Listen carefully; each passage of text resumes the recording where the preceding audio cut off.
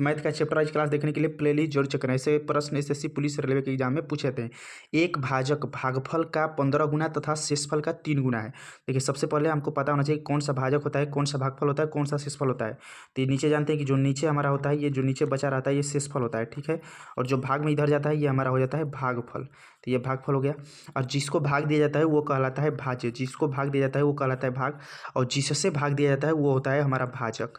बस आपको ये पता होना चाहिए। अब कहा क्या है, कहा एक भाजक भागफल का 15 गुना है, जो भाजक है ना वो भागफल का 15 गुना है, तथा शेषफल का 3 गुना है। यदि शेषफल 40 है, शेषफल दे दिया यहाँ पे कि शेषफल 40 है, तो शेषफल अगर 40 है और कहा है कि भागफल भाजक भागफल का 15 गुना, इसका ये 15 गुना है और शेषफल का यह 3 गुना है, तो शेषफल का 3 गुना करेंगे। तो शेषफल अगर 40 दे दिया है तो ये जो भाजक होगा कितना होगा, तो इसका 3 गुना यानी 4 3 12 120 हो जाएगा। अगर ये 120 है और भागफल का ये 15 गुना है, तो यानी कि 120 में 15 से भाग कर देंगे, हमारा भागफल कितना आ जाएगा 8, यानी कि भागफल होगा 8।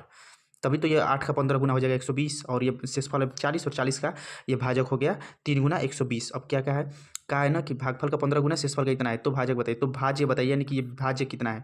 तो भाज्य कितना है, तो देखिए 120 और 120 और 8 यानी 12 8 96।